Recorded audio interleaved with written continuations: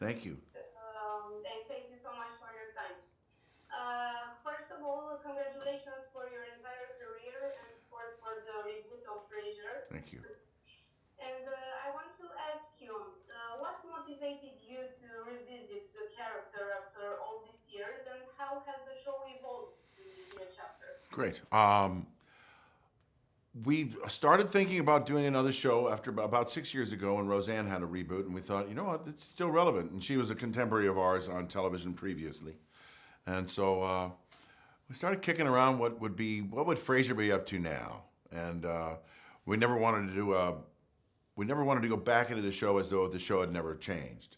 So it had to be a third act. It had to be the next phase in his life, and that's what made it appealing to play him again. Is because it's actually a new life. It's a new Frasier with some of the same challenges that he always had. He's always looking for love. He's always looking to be useful. He wants to be wanted, and those are the things that keep him kind of alive and funny.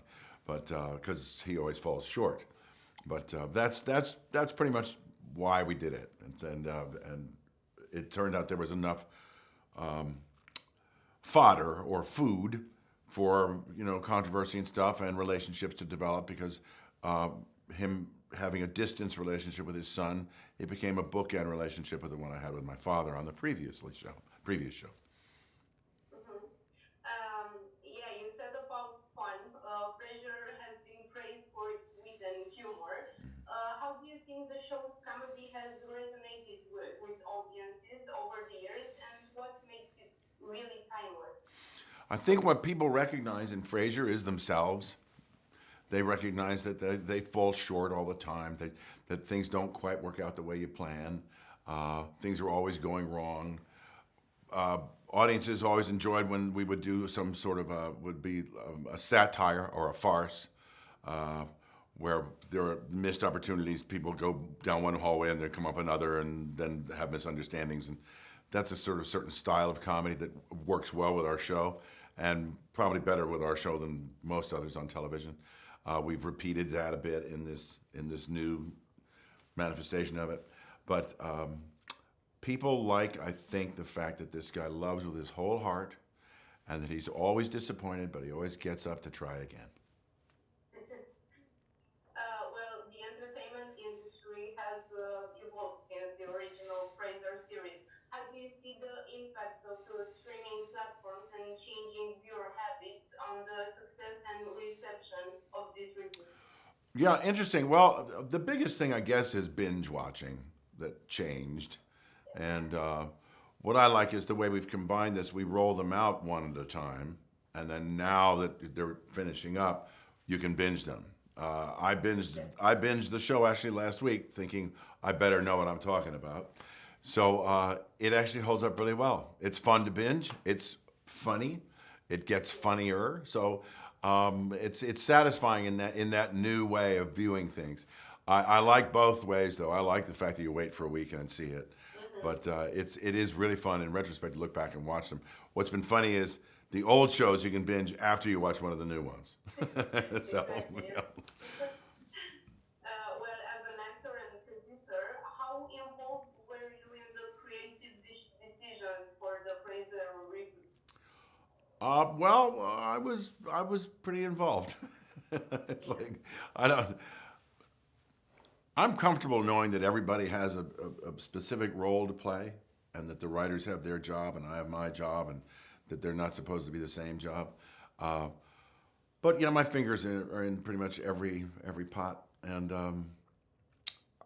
but I want to make sure everybody has their own station and everyone is valued as their own contribution because it's really important that people feel connected to the process. I mean, down to the very last person on the show company. It's very vital that everyone feels connected to the product that we're making, which is entertainment, and that their name is on it, and that they are as important as anybody else, including me. Do you plan any other reboots in the future, like Boss or I don't know, something Oh, else? I'd love to do Boss. But it has been kicked around a few times. Boss was sort of ahead of its time, and now a lot of shows have sort of done very similar stuff. But we had some great episodes planned.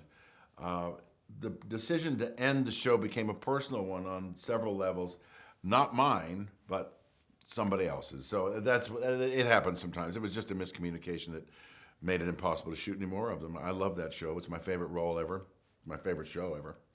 But Boss is not coming back.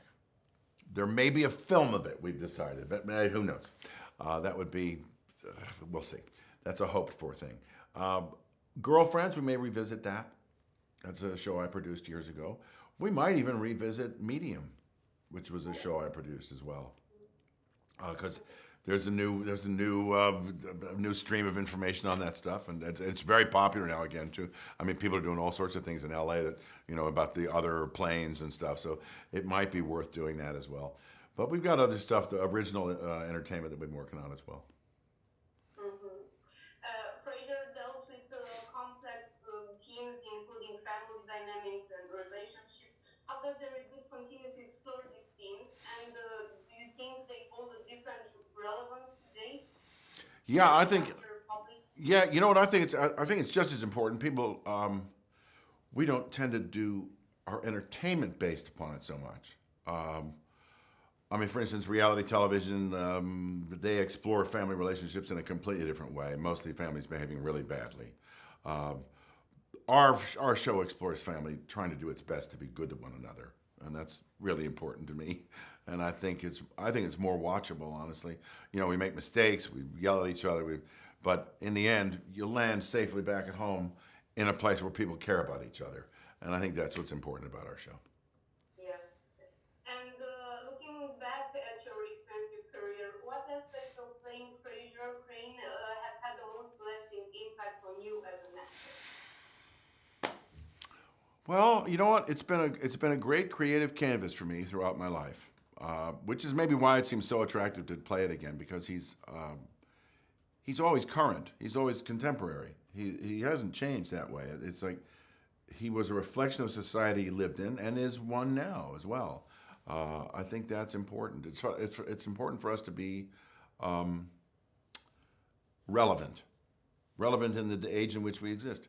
And I think honestly, when you do period pieces, they're still relevant in the age in which you exist, because that's why you do them. But on a personal level, I mean, I have enjoyed success. I worry more about success as a result too, which is, I guess, not such a great thing.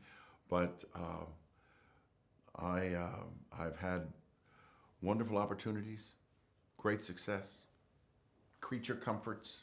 I have magnificent children that I might not have had I not had a better career. I don't know. It's like I always wanted to be responsible about my children, bring them into a world where I can care for them, and so I have been able to do that. Thank you very much. Thank you. Merry Christmas and a Happy New Year. Merry Christmas. Thank you. Thank you. Thank you.